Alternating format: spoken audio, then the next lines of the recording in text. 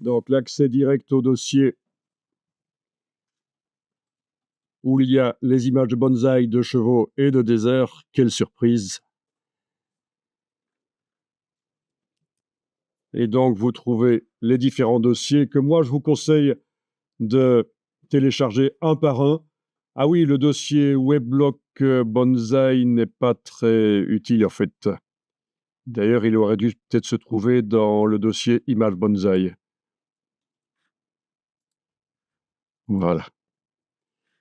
Donc, voilà sur quoi on va rapidement travailler aujourd'hui. Donc, qu'est-ce qu'on va voir? On va voir la sélection automatique par sujet qui fonctionne extrêmement bien dans Photoshop. C'est pour vous dire, j'ai cherché des images, des exemples où ça ne fonctionne pas et il faut le faire manuellement au lieu de le faire automatiquement. Et j'ai vraiment eu beaucoup de mal à trouver des images où la sélection automatique de sujet de Photoshop ne s'en sort pas. Ça fonctionne extrêmement bien. Et faire des sélections sur des éléments dans des photos, c'est un des très grands chapitres de Photoshop. C'est une des choses les plus quasiment les plus importantes dans Photoshop, c'est d'arriver à sélectionner un élément pour pouvoir modifier sa couleur, pour pouvoir supprimer son décor, pour pouvoir l'emmener dans un autre décor. C'est la base. Et donc, cette base qui prend normalement beaucoup de temps pour l'apprendre est devenue beaucoup plus facile en 2024 avec Photoshop 2024.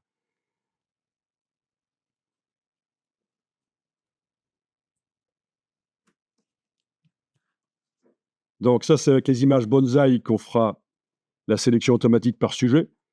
J'ai des images de chevaux où Photoshop n'y comprend rien. Vous allez voir, ce sont des images où il y a des groupes de chevaux. Il n'arrive pas à faire la différence entre les chevaux. Bon, parce qu'en plus, ils ont la même couleur. Donc j'ai quand même trouvé des images où il foire. Mais je vous dis, il a fallu que je cherche beaucoup. Donc la plupart du temps, la sélection automatique fait des merveilles. Et puis vous voyez qu'on va aussi parler des tracés vectoriels dans Photoshop pour faire du détourage. Les clipping paths pour c'est assez adapté à des objets à bornettes, des objets industriels, mais aussi dans la nature. Il y a des objets à bornettes avec des courbes pures. Donc, on verra les tracés vectoriels. Il y a du pain sur la planche déjà, rien qu'avec ça. On s'intéresse au dossier Bonsaï dans lequel vous avez les originaux en JPEG. Ça vient du web. Je vous ai d'ailleurs mis les weblocks. Donc, les emplacements, quand on est sur un Mac et qu'on double-clique sur le weblog, on voit l'image dans un navigateur web. C'est juste pour montrer d'où ça vient. Sur PC, c'est l'équivalent donc des points URL sur les PC, des raccourcis vers le web. Et donc, les weblogs ne vont pas fonctionner sur Windows. Ce que vous pourrez à la limite faire sur Windows, si vous voulez vraiment savoir quel est le lien à l'intérieur, c'est remplacer le mot weblog par TXT, l'extension TXT.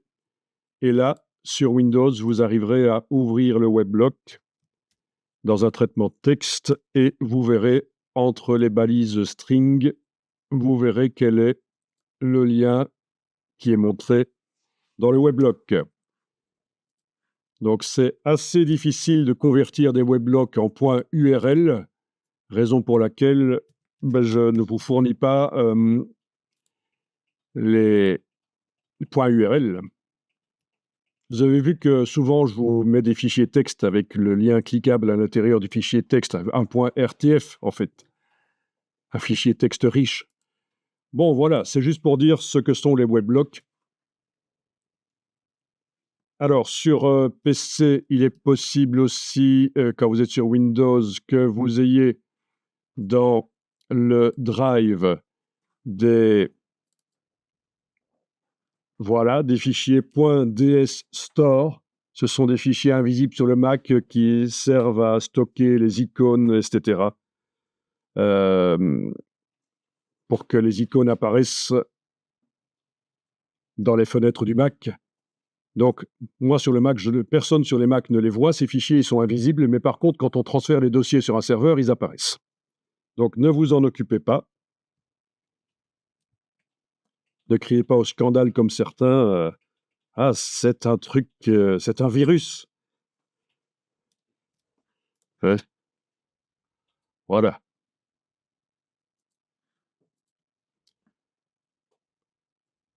Bon, ben, on va ouvrir les 4 images de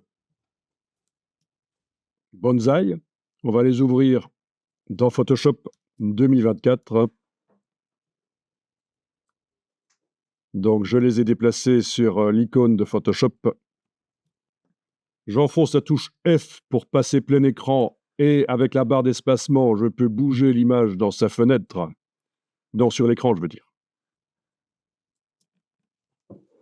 Donc, sur Windows, vous étiez d'office peut-être déjà dans une forme de plein écran, mais avec la touche F sur le clavier, avec la barre d'espacement, maintenant, vous arrivez à bouger, vous confirmez, pas de problème. Je vais faire Shift tabulation chez moi pour me débarrasser des palettes de droite. Je suis avec une palette des outils en 2 colonnes, mais de toute façon, j'allais dire qu'elle ne peut pas être mise en une colonne, mais si. Voilà, je vous conseille de la mettre en 2 colonnes. Ce sera plus simple pour la suite. Donc, avec l'icône ici.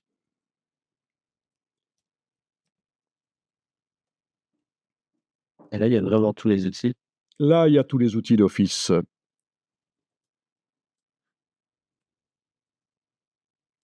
On peut passer d'une image à l'autre. Donc, il fallait bien ouvrir les JPEG. Parce que les PSD, il y a déjà eu un travail dessus. Je vous les ai fournis pour vous montrer. En fait, voilà. Et tiens, tant que j'y suis, je vais réduire un peu la taille du nom ici. Ça m'étonne d'ailleurs que ce soit passé sur votre Windows. Tant mieux si c'est passé. Mais le nom était fort long. Vous savez que sur Windows, on est limité à des chemins de 256 caractères maximum. Donc c'est pour ça que quand on transfère des fichiers de Mac vers Windows, très souvent, ça décompresse mal, ça dézippe mal, il y a des erreurs parce que les noms dans les dossiers Mac sont trop longs. Voilà. Donc, voilà, c'est la situation. Sur Mac, vous pouvez avoir un dossier dont le nom a maximum 256 caractères. Oui, je pense que c'est 256. Avec un sous-dossier dedans de maximum 256 caractères. Avec encore là-dedans un sous-dossier de 256 caractères, etc. Donc, le chemin peut avoir maximum 32 000 caractères. D'accord? Sur PC, c'est différent. C'est une différence, il faut en prendre compte. Quand vous travaillez avec des gens qui sont sur PC ou qui sont sur Mac, il faut s'accorder. Le chemin peut avoir maximum 256 caractères. D'accord? Donc ça veut dire que il va pas être possible de faire ceci, un dossier de maximum 256 caractères du nom. Non,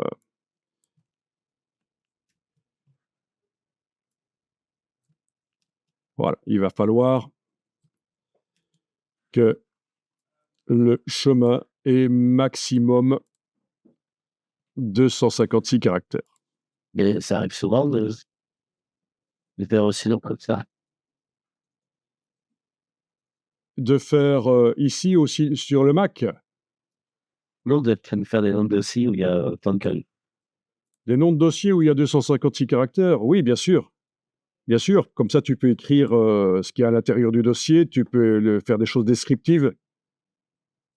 Et à l'intérieur, tu peux avoir des dossiers aussi avec des choses assez descriptives. C'est très agréable de pouvoir organiser les choses comme ça. C'est une grosse différence entre les Mac et les PC. Et donc, c'est problématique. Et donc, c'est ce que je vous disais ici, hein, dans le dossier.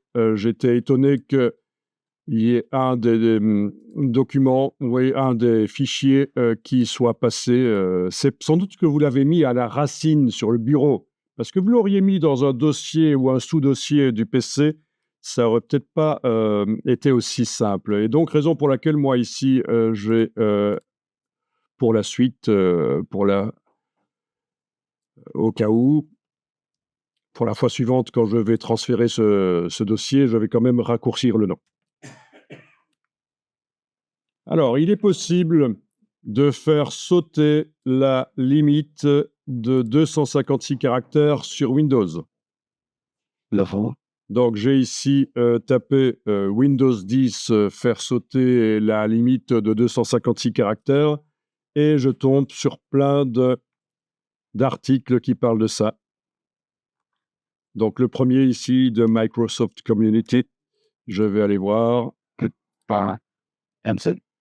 Donc, techniquement, depuis Windows 10, il est possible que Windows fonctionne comme les Mac, pas de limite au niveau, enfin 32 000 sur tout le chemin, mais donc très très souple et agréable point de vue gestion. Sauf que, voilà, si vous enclenchez ça dans votre Windows 10, 11, etc., vous ne serez plus compatible avec d'autres Windows qui n'ont pas enclenché ça, évidemment. Vous aurez le même problème que les utilisateurs de Mac quand ils transfèrent des fichiers et des dossiers chez quelqu'un qui utilise Windows, c'est que parfois ça passe pas, à cause des noms trop longs.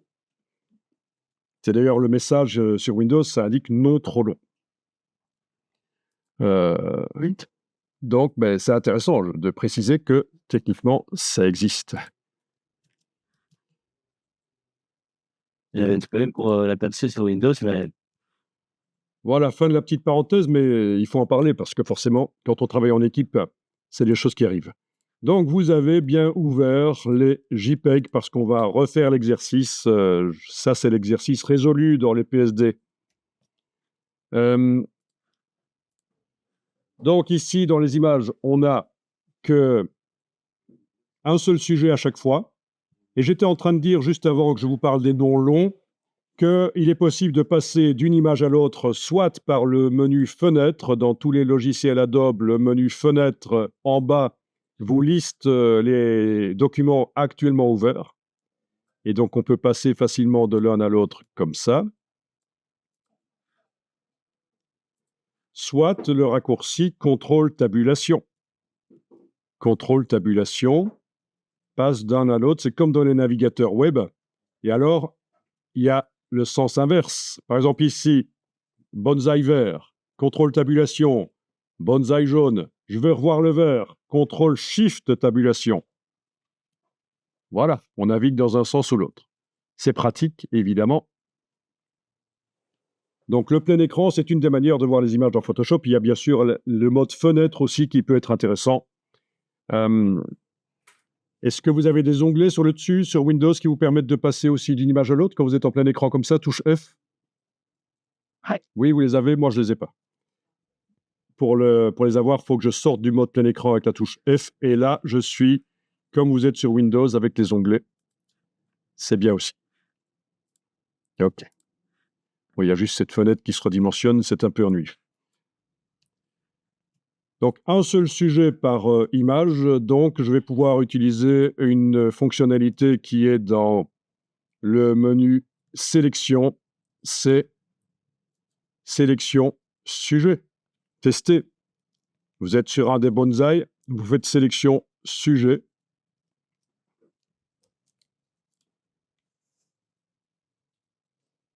Il vous trouve le sujet. Alors, visiblement, il y a des endroits ici chez moi où il aurait dû faire des trous, il n'en a pas fait. C'est pas génial, ça. Il s'est un peu planté.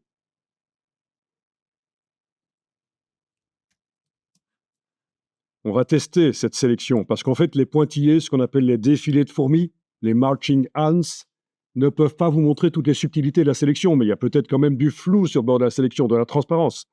Donc, on va tester ça. Vous allez dans le menu Fenêtre, Calque.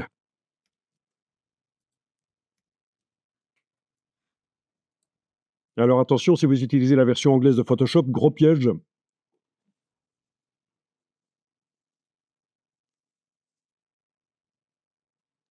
en anglais, les calques, ça s'appelle les layers. Et quand vous traduisez layers vers le français, vous obtenez couche.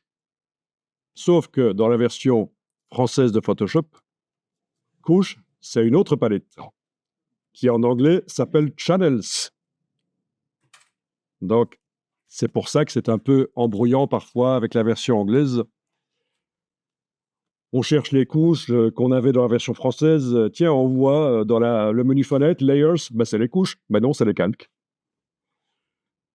Donc, vous avez actuellement un niveau de construction dans Photoshop, dans cette image. L'arrière-plan, c'est juste un calque tout à fait normal, sauf qu'il est verrouillé au niveau de sa transparence, uniquement la transparence. D'office, dans les images, la transparence du calque d'en bas ne peut pas être modifiée. C'est pour éviter que des gens aillent diminuer la transparence. Ils voient quelque chose à l'écran, mais quand ils impriment, ça sera différent parce que, voilà. Donc c'est pour ça que la transparence est d'office verrouillée sur le calque d'arrière-plan, mais bien sûr, il est possible de la déverrouiller. D'ailleurs, c'est ce qu'on va faire de manière automatique ici, quand on va demander que la sélection en pointillé se transforme en masque. Vous allez simplement cliquer sur l'icône de masque dans le bas de la palette des calques et vous avez la sélection qui s'est transformée en ce qu'on appelle un masque de fusion. Ce qui est noir masque, ce qui est blanc laisse apparaître. Donc, aucun effacement. On est dans le non destructif. La plupart du temps, dans Photoshop, on essaye au lieu de figer les choses, de supprimer, on essaye de faire des choses modifiables. Donc, c'est la philosophie non destructive.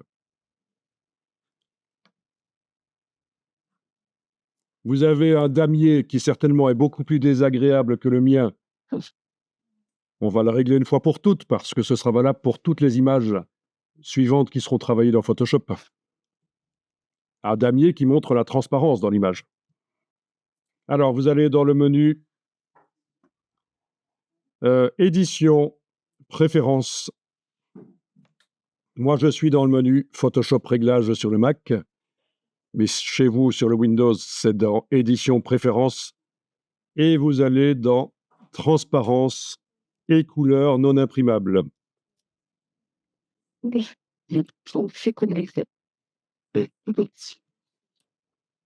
Ici, vous demandez grille espacée. D'abord, il faut que je vous dise qu'il y a deux parties qui n'ont rien à voir l'une avec l'autre, mais elles sont au même endroit dans les préférences pour gagner de la place.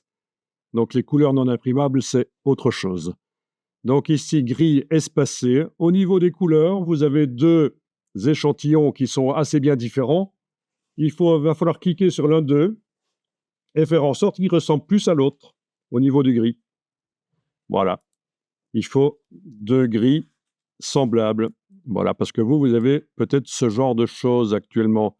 Deux échantillons assez différents, ce qui vous fait une grille désagréable derrière. Donc, je clique sur un des échantillons et je modifie dans le sélecteur de couleurs qui s'ouvre et qui est en mode T. Ça veut dire que la teinte est dans la réglette verticale. Je prends la pastille, je la mets bien à fond à gauche parce que sinon ça va colorer. On n'a pas envie d'avoir une grille de transparence qui est colorée. Et vous modifiez. Est-ce que ça marche comme ça de manière interactive chez vous aussi? Vous voyez derrière, directement dans l'image, que ça se modifie? Bien.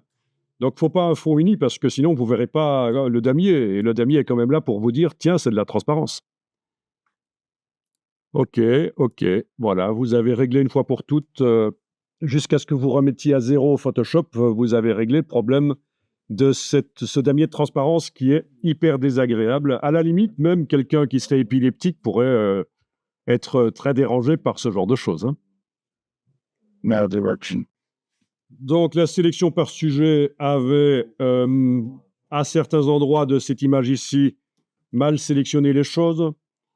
Mais ça ne se voit pas vraiment parce que le fond de l'image était gris et mon damier est gris aussi. Donc, ce qu'on va faire, c'est qu'on va aller faire un calque en dessous de celui-ci et dans lequel on va aller mettre, par exemple, un dégradé de couleur ou quelque chose pour bien voir le problème. Donc, deux solutions pour faire un calque en dessous du calque ici. D'abord, remarquez que depuis que vous avez mis un masque sur lui, avec l'icône là, un masque photo, et on n'est pas à Venise, hein. Quoiqu'il y a certains logiciels qui s'amusent à mettre des masques de Venise pour les masques là, pas Adobe. Donc le verrou a disparu, donc la transparence peut être modifiée sur le calque. C'est d'ailleurs ça qui se passe. Certains pixels du calque sont complètement transparents grâce au masque. Donc vous allez pouvoir mettre un calque en dessous, cliquez sur le signe plus pour créer un calque, il est vide, déplacez-le en dessous. Voilà. Petite astuce, pas hyper intéressante, mais je vous l'ai dit. Si on avait cliqué CTRL, si on avait enfoncé CTRL et cliqué sur le plus, il serait directement allé en dessous du calque qui est activé. Donc là, je n'ai pas enfoncé la touche CTRL, il s'est créé au-dessus du calque qui était activé, et puis je l'ai déplacé manuellement. On peut vivre vraiment sans ça et utiliser Photoshop sans connaître cette astuce du CTRL-clic pour mettre le calque directement en dessous de celui qui est activé. Je ne vous fais même pas la démo ici. Vous testerez par vous-même. Alors, dans ce calque qui est celui sur lequel on travaille, oui, parce qu'il faut décider sur quel calque on travaille, on va aller remplir avec un dégradé. Donc, vous allez activer l'outil dégradé. Donc, c'est bien le calque ici qui est activé. Ici, attention, on va utiliser le dégradé classique de Photoshop. Donc, à la place de dégradé ici, vous allez demander dégradé classique. C'est-à-dire que ça va mettre des pixels dans le calque, parce que le nouveau dégradé, il fait un calque spécial pour dégradé, un calque de type dégradé, et ça peut poser des problèmes pour la suite. C'est parfois moins intéressant. J'aime autant que ça me fasse des pixels et pas un dégradé vectoriel modifiable. Donc, dégradé classique. Ici, vous avez la palette dégradée quand vous cliquez là. J'imagine que tout le monde voit cette barre au-dessus. C'est la barre Options. Dans le menu Fenêtre, Options est enclenchée et c'est pour ça que je vois la barre du dessus. C'est ce qu'on appelait dans InDesign la barre Contrôle. C'est des raccourcis vers des choses qui existent dans les palettes. Et donc ici, quand vous cliquez là, vous avez la palette des dégradés. Ce n'est pas l'éditeur de dégradés, c'est la palette avec les dégradés déjà créés. Si vous allez dans le menu Fenêtre, Dégradés, vous avez la même chose sous forme d'une palette que je vous conseille toujours de détacher. Arrêtez avec ces palettes qui sont collées sur la droite et qui sont minuscules. Détachez les choses, agrandissez-les. C'est la même chose, donc, des dégradés, dont certains, là en dessous, je les ai créés, je ne les ai pas encore mis dans un dossier pour les ranger convenablement. Donc, ils peuvent être en dehors d'un dossier, ce n'est pas un problème. Et donc, ce n'est pas encore, c'est pas l'éditeur de dégradés qu'on pourra voir plus tard, mais vous pouvez en avoir un petit aperçu si vous voulez. Si vous cliquez là-dessus, donc pas là pour avoir la palette, mais là-dessus, sur le dégradé,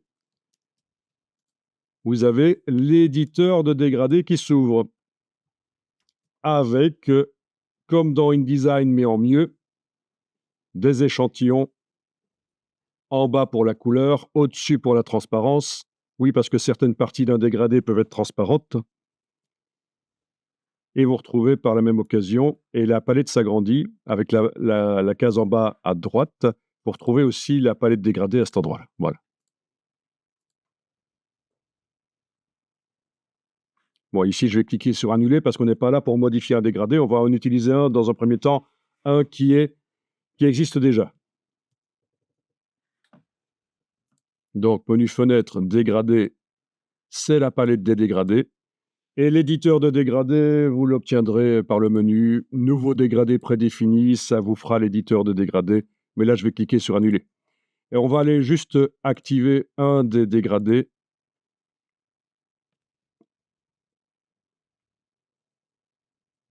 Le problème, c'est qu'il me l'a mis sous forme d'un calque de dégradé. Donc, je ne vais pas le faire par là.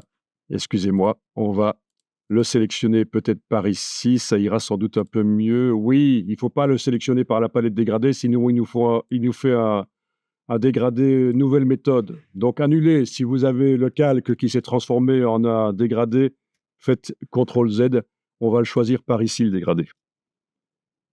Donc, choisissez un dégradé et appliquez-le avec l'outil dégradé comme vous aviez fait dans InDesign en traçant, on enfonce et on trace dans un sens ou l'autre.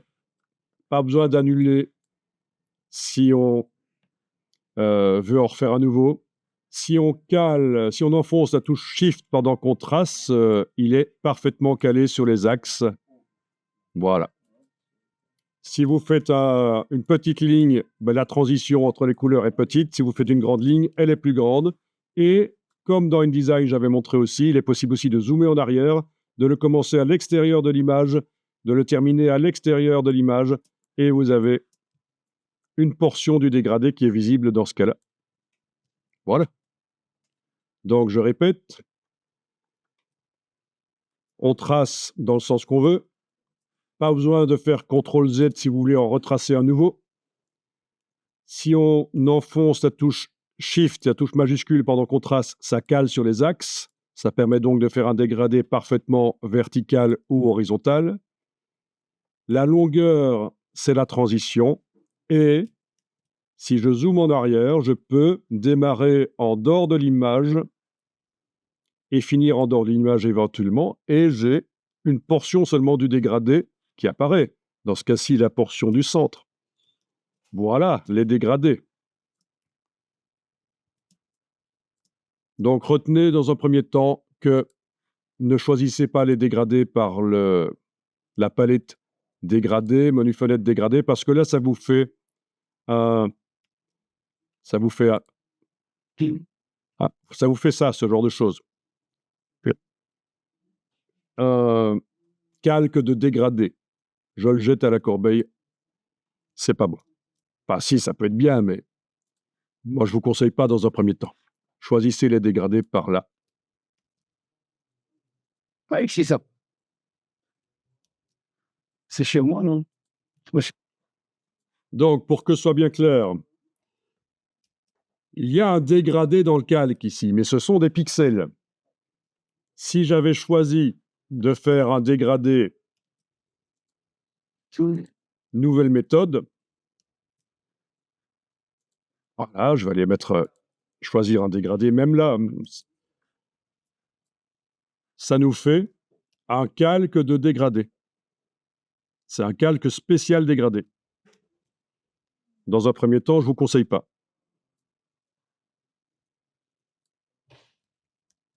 Voilà, donc, dégradé classique. Et ça vous fait des pixels. Et donc, ce que je disais, c'est que si vous choisissez le dégradé par la palette dégradé, menu fenêtre dégradé, même si vous avez réglé en dégradé classique dans les options, il va vous faire, si vous le choisissez ici, il va vous faire un dégradé nouvelle méthode.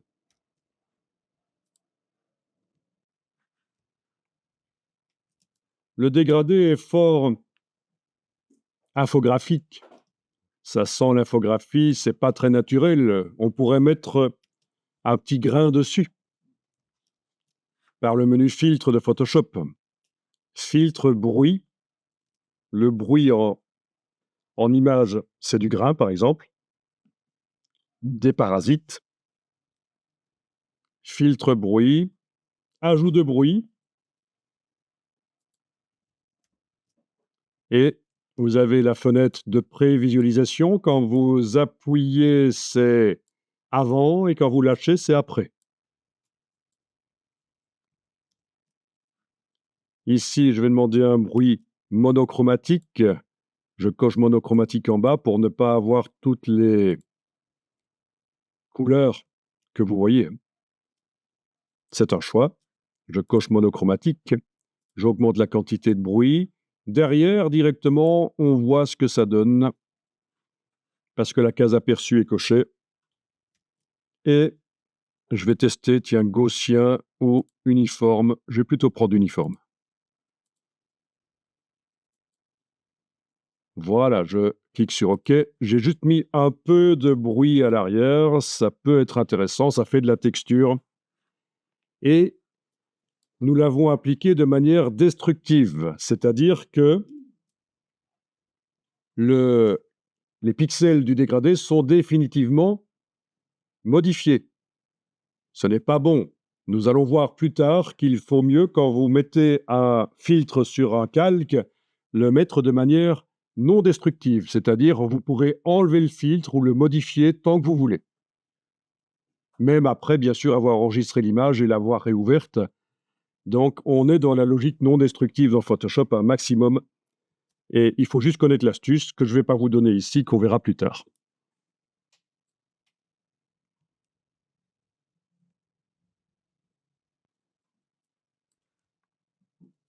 Donc, vous avez le zoom arrière avec Alt roulette, mais ce n'est pas la seule manière de zoomer en arrière. Il y en a d'autres. Moi, je la trouve sympa. À vous de voir, il y en a d'autres. Je ne vais pas vous les donner, mais voilà. Ce qui est certain, c'est que, comme dans InDesign, on ne va pas aller enclencher la loupe chaque fois qu'on veut zoomer en avant ou en arrière. On va utiliser les raccourcis. Barre d'espacement, c'est pour bouger, bien sûr, dans la fenêtre. Quand on est en plein écran, ça marche encore mieux, avec la touche F sur le clavier. Oui, on peut perdre l'image, quoique ils ont fait un système où elle apparaît toujours un tout petit peu quand on la met sur le côté, là. Avant, elle pouvait vraiment être perdue. Même système que dans InDesign, si vous voulez l'image en grand sur l'écran, vous double-cliquez sur l'icône de la main dans la palette des outils et elle revient en grand, vue en entier. Lorsqu'un calque possède un masque de fusion, il faut décider si on travaille sur la partie couleur ou sur la partie masque de fusion. C'est l'encadré qui montre ça. Voilà. Par exemple, on va tester quelque chose vite fait, mais on va d'abord enregistrer l'image avant de faire ce test pour que vous compreniez bien. Donc, je vais enregistrer l'image ici dans le dossier avec le JPEG. C'est bien.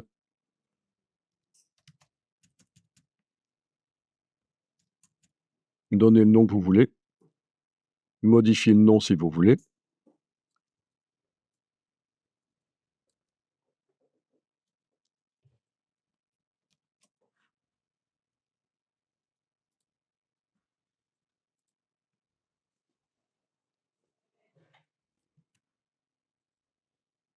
Donc, par exemple, ici, on va activer la partie gauche du calque. Donc, elle est encadrée.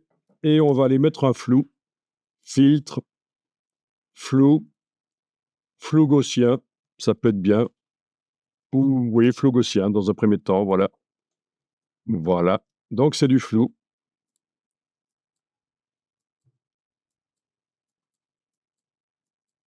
Donc, comme vous voyez, vous pouvez cliquer sur OK.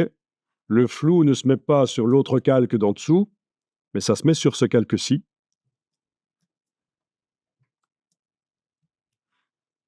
Là, vous allez pouvoir bien sûr annuler par CTRL-Z, commande Z sur le Mac, ou rétablir par Shift-CTRL-Z. Et malheureusement, ça ne fonctionne pas comme ça dans tous les logiciels Adobe. Ici, dans Photoshop, c'est comme ça.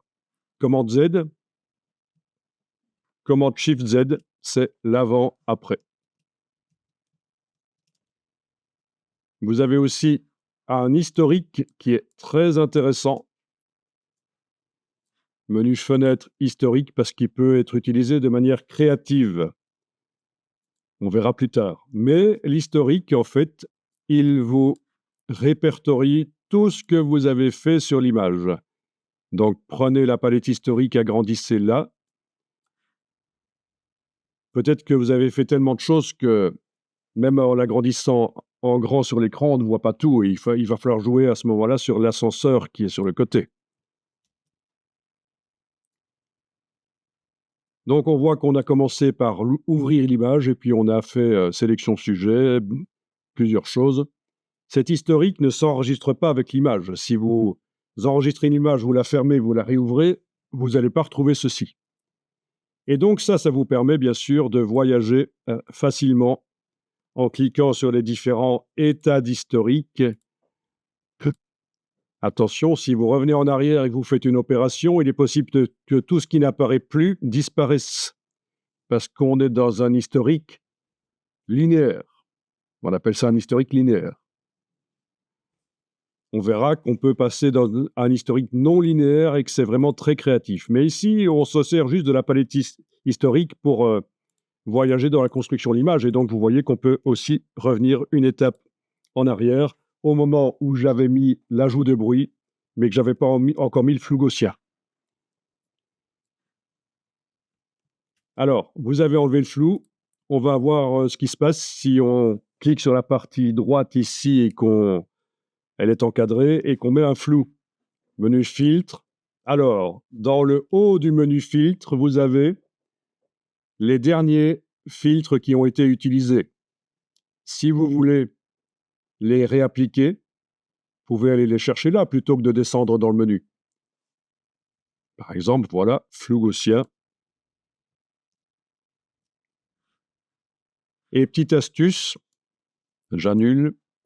Si on enfonce la touche Alt pendant qu'on va dans ce premier filtre-là qui était dans le menu filtre, ça le réapplique, mais ça vous ouvre aussi la boîte pour vous permettre de modifier les choses.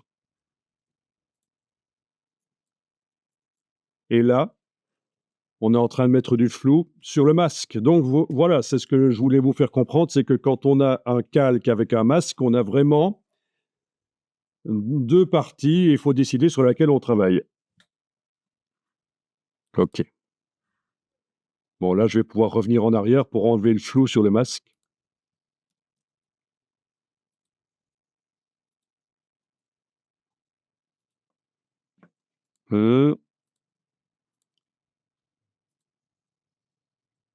OK. Là, je reviens sur ajout de bruit, c'est pas plus mal. Ajout de bruit.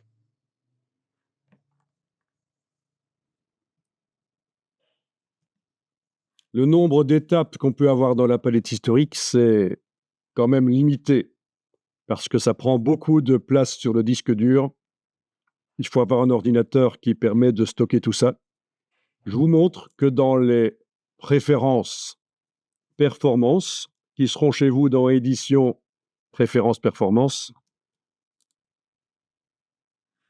on a ici le nombre d'actions qui peut être stocké dans la palette historique. Chez moi, je l'ai mise au maximum. Alors, je serais curieux de voir chez vous à combien elle est. Je pense que ça doit être à 50. OK, c'est à 50 chez vous, c'est l'état normal. Et donc, ça paraît beaucoup 50, mais dès qu'on commence à utiliser le pinceau, chaque coup de pinceau est une action. Et donc, on peut très vite, en une minute, dépasser le 50. Et ce qui se passera, c'est que les premières choses que vous avez faites n'apparaîtront plus dans l'historique et vous ne pourrez plus les modifier. Revenir en arrière jusque-là. Donc, vous pouvez augmenter le nombre d'états d'historique maintenant si vous voulez. Mettez 200 à la place de 50, vous serez quand même à l'aise. Si vous avez un super ordinateur, vous montez à 1000 si vous voulez.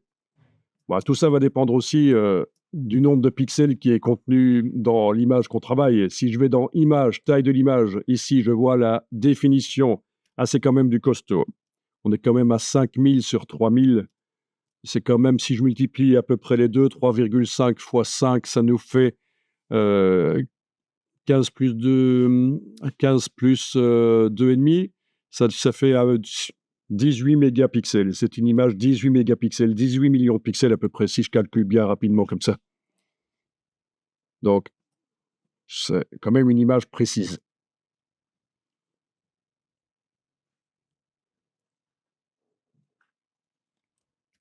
Vous avez une chaîne ici. Si vous l'enlevez, Ça peut être intéressant, mais c'est rare. Ça veut dire que c'est seulement la partie qui est activée qui va bouger si vous prenez l'outil, par exemple, de déplacement. Ici, je vais, par exemple, activer la partie droite, le masque.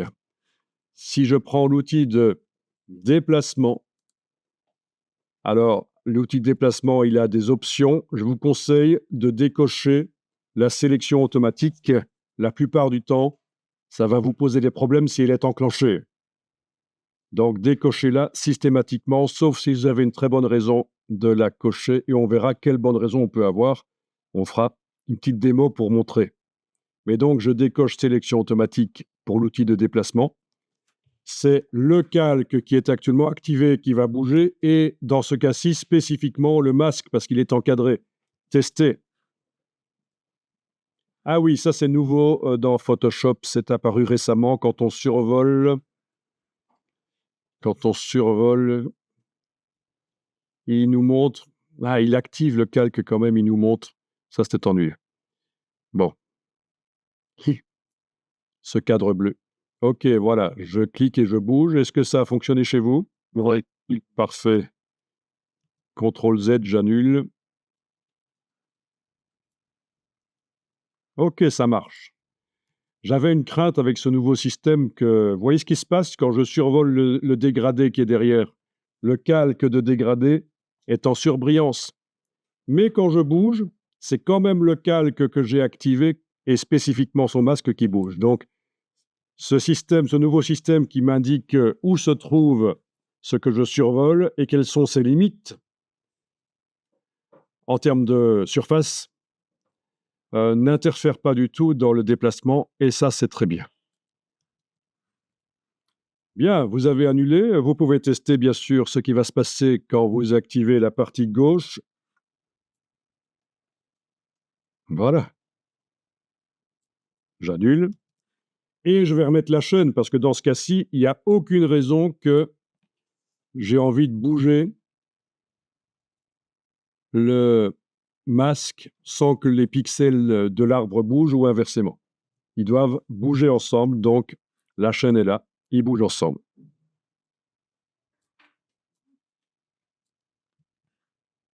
Lorsque un calque possède déjà un masque de fusion parce que vous en avez ajouté un, peu importe la partie qui est cliquée, si vous cliquez à nouveau sur l'icône de masque, vous avez ceci qui arrive. Et ça, c'est en fait un masque vectoriel. C'est un masque qui ne contient pas des pixels, mais c'est un masque qui contient des vecteurs. Sauf qu'actuellement, il n'en contient aucun, donc ça n'agit pas du tout. Mais on peut avoir sur le même calque un masque pixel et un masque vecteur. Si vous avez cliqué donc par hasard sur l'icône, vous avez également un masque vectoriel qui actuellement ne masque rien, donc il peut rester là, ça ne va pas gêner. Sinon, on le prend et on le jette à la corbeille. On ne prend pas le calque, hein, parce que ça va jeter le calque. On prend le masque et on le jette à la corbeille de la palette des calques. Il y a un message qui apparaît, supprimer le masque vectoriel, OK. Voilà. Donc, je vous l'explique parce que forcément, ça va vous arriver. Vous allez voir apparaître ça, ce masque vectoriel. C'est très intéressant parce que ça permet, pour des objets industriels très nets, de faire un masquage avec des courbes vectorielles, la plume, quoi. Les courbes de Bézier. Pierre Bézier, ingénieur automobile, c'est lui qui a inventé ça. Vous pouvez le remercier. Alors, sauf que c'est rare quand on utilise ça, parce que ça fait des choses justement trop nettes. Quand on fait des trucages photos, ça n'intègre pas, ça paraît parfois irréel, trop net sur le bord des objets, et parfois c'est pas plus mal d'utiliser un masque pixel tout simplement. On aura l'occasion de tester ça. Alors, avec la touche Shift, si vous cliquez sur le masque, peu importe qui est la chaîne ou pas d'ailleurs, si vous cliquez sur le masque avec la touche Shift, vous voyez une croix et il est désactivé et vous voyez ce qui était masqué. Très pratique quand vous récupérez un travail que quelqu'un a fait et vous vous dites, mais tiens, ça masque quoi ce truc? Ben, vous désactivez le masque et vous voyez apparaître ce qui était masqué. On clique sur le masque et la croix s'en va. La touche Alt, la touche Option, quand vous cliquez sur le masque, ça l'affiche en grand. Là, il va falloir à nouveau, avec la touche Alt, enfoncer, cliquer sur le masque. OK. Pour revenir au travail normal. Alors, les débutants demandent souvent, mais quelle différence entre la palette des calques et la palette des couches? Ça n'a rien à voir, en fait. Alors, vous allez faire apparaître la palette des couches. Menu fenêtre, couche. Ça n'a rien à voir, mais c'est interconnecté quand même. La palette des calques, ce sont des niveaux de construction pour pouvoir modifier facilement un élément sans devoir commencer à le sélectionner, etc. Il suffit d'activer le calque et c'est bon. C'est des niveaux de construction. Tandis que la palette des couches, ça montre de quoi est constituée l'image. Comment est-ce que les couleurs sont faites? Elles sont faites ici par un mélange de lumière rouge, verte et bleue. La clarté sur les vignettes, là, montre la quantité de lumière rouge. Tiens, je vois par exemple ici, il y a beaucoup de rouge sur la gauche dans le dégradé et peu de rouge sur la droite. Comment ça se fait? Ben, c'est orangé sur la gauche. C'est un peu logique. Donc c'est comme ça que ça marche. Et lorsqu'un calque qui possède un masque de fusion est activé dans la palette des calques, sa vignette de masque apparaît ici. Si je clique sur le calque de dégradé qui n'a pas de masque, il n'y a pas de masque dans la palette des couches. Si je clique sur le calque du dessus, il y a le masque qui apparaît dans la palette des couches. Donc c'est bien pratique. On verra pourquoi.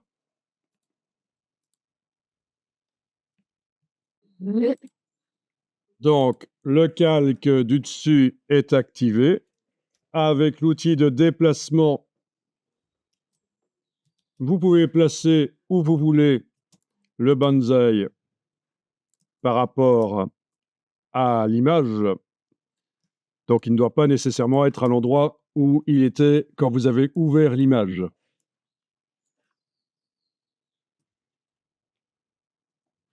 Par sécurité, je vais enregistrer l'image ici pour éviter de perdre si ça plante. Quoi qu'il y ait un système de récupération au cas où ça plante, normalement, dans les préférences gestion des fichiers, on doit avoir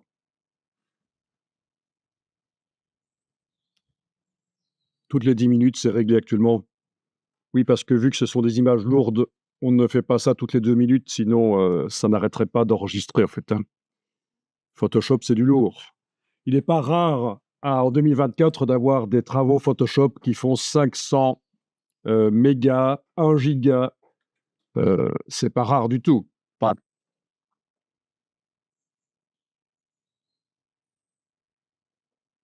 Le système que vous avez été? Alors, j'ai entendu que pour régler les problèmes de fond qui restent entre certaines feuilles, là, ah tiens, et ça c'est une ombre en plus. Oui. On pourrait y aller à la baguette magique. Donc, derrière l'outil sélection d'objets, on a l'ancienne baguette magique. C'est évidemment fastidieux parce qu'il faudrait cliquer. Ça sélectionne mal. Il faut régler. En fait, ça fait des sélections à bornette. C'est l'outil de sélection le plus horrible qui date de la première version de Photoshop. Donc, oubliez ça. Ici, on va faire sélection désélectionner. À l'époque, Bon, la baguette magique, ça peut être intéressant quand on a affaire à des aplats de couleurs, des interfaces, des choses comme ça peut être intéressant. Parfois, ça peut être intéressant. Je ne dis pas qu'il faut jamais l'utiliser, mais c'est quand même l'outil le plus basique qui ne fait même pas de sélection à bord flou, ça ne tient pas compte du flou des objets. Il y a l'évolution de la baguette magique, l'outil de sélection rapide, qui peut parfois être utile aussi. Mais il y a plein de techniques de sélection dans Photoshop qui existent et en fait, il y en a plein qui sont maintenant automatisables avec l'intelligence artificielle. C'est un peu dommage. Ça vaut quand même parfois peut-être la peine, je pense, de les connaître quand même, les techniques traditionnelles, au cas où l'intelligence artificielle foire. Elle a un peu foiré ici dans le cas de cet objet complexe. C'est logique, il ne comprend pas. Donc, pas de baguette magique ici. On va oublier ça. Alors, on va faire quelque chose ici en 2 étapes. Il y a possibilité de rendre les pixels du calque invisibles en fonction de leur luminosité. On va tenter ça. C'est ce qu'on appelle les curseurs d'écrêtage par luminosité. Vous allez double-cliquer à droite du nom du calque ou alors menu calque, style de calque, option de fusion ou alors en bas dans les calques de réglage. Il n'y est pas. Ah, ils l'ont enlevé. C'était là, en principe. Ou c'est dans les FX? Eh, j'ai confondu. C'est dans les FX. Dans les effets spéciaux, on a option de fusion. Voilà. Dans tous les cas, que vous procédiez d'une méthode ou d'une autre, vous arrivez sur les options de fusion et c'est très vieux dans Photoshop. Très, très vieux. Ça existe depuis au moins la 2e version de 1990. Et entre-temps, se sont ajoutés des effets spéciaux. Avec dernièrement la possibilité de faire plusieurs effets. Certains effets spéciaux peuvent être en plusieurs versions avec le signe plus. Voilà. Et donc l'idée, c'est qu'on rend invisibles les pixels de l'image en fonction de la luminosité de ces pixels. Par exemple, ici, vous pouvez prendre le curseur et l'amener vers la gauche, celui du dessus, calque actif, vous l'amenez vers la gauche et vous voyez que les pixels les plus clairs deviennent invisibles. On va remettre le curseur tout à fait à droite. Le curseur d'en bas, il sert quand on veut incruster, par exemple, un logo sur un mur avec la texture, il faut qu'elle soit un peu visible. C'est modifier la luminosité du calque en fonction de la luminosité des pixels d'en dessous. Donc, si je veux faire un logo usé sur un mur de briques, ça sera génial, ce genre de choses, ou incruster une texture.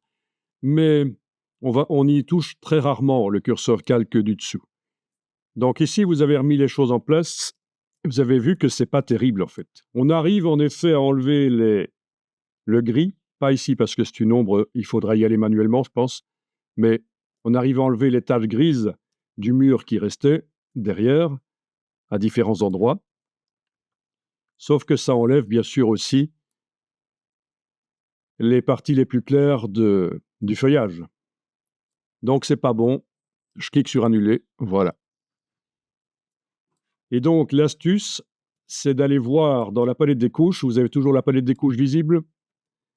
Dans la palette des couches, vous cliquez sur chacune des couches, rouge, vert, bleu, sur les noms, là, voilà. Et vous essayez de repérer, tiens, dans quelle couche le sujet, l'arbre ici, est en silhouette par rapport au fond derrière. Il se détache le mieux en tant que tache unie. Oui, ça pourrait... Oui, oui. C'est la bleue dans ce cas-ci.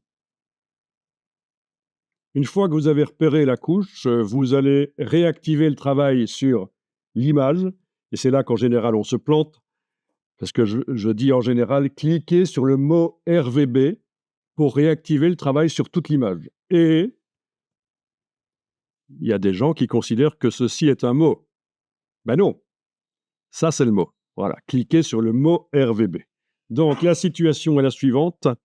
Les 3 couches de l'image qui font toutes les couleurs rouge, vert, bleu en se mélangeant sont activées et visualisées. Il y a 2 colonnes en fait, hein, activation, visualisation.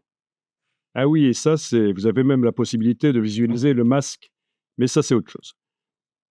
On n'y touche pas.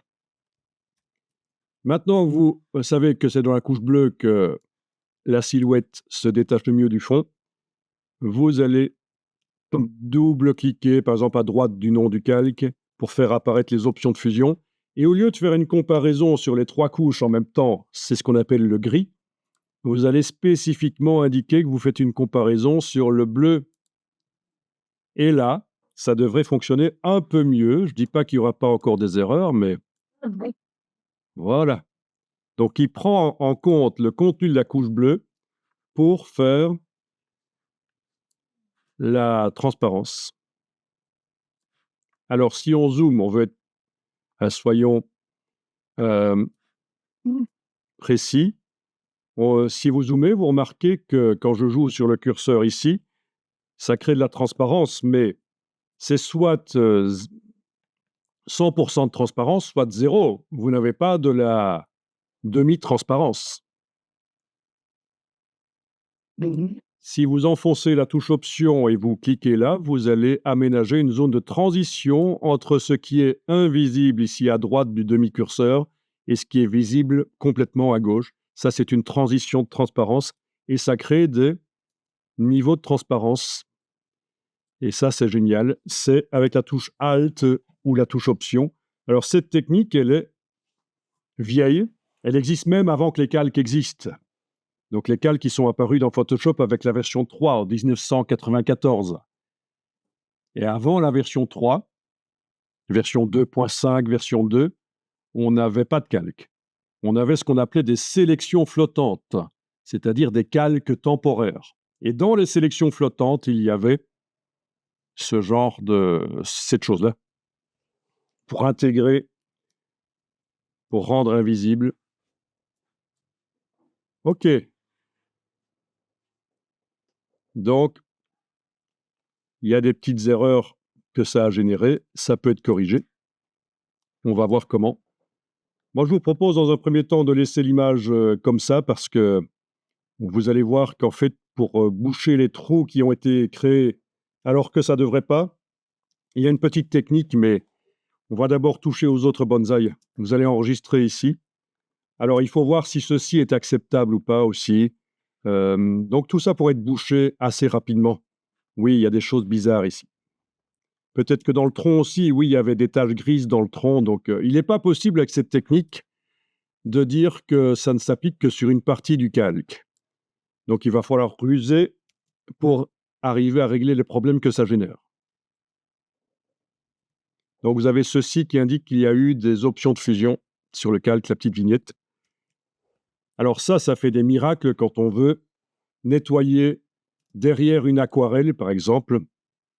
On veut nettoyer le fond du papier, on veut que ça devienne bien blanc, mais on veut que l'aquarelle ne change pas de couleur et que les bords de l'aquarelle restent flous. Cette technique, elle est géniale ici. Je l'ai utilisée pour faire des livres d'illustration pour les enfants, où il faut que les aquarelles apparaissent, mais sans le papier autour des dessins. Et donc, c'est super rapide. Moi, j'ai eu des gens qui étaient au bord des larmes, hein, quand je leur ai expliqué cette technique, et ça fait plus de 15 ans que je l'explique. Hein. Au bord des larmes. Si j'avais connu ça avant, je passais des dizaines d'heures avec la baguette magique. Après, on peut encore mettre sur le masque. Oui, tout à fait. C'est une des possibilités. Dans le masque, aller modifier le masque, mais j'en ai une meilleure. Question.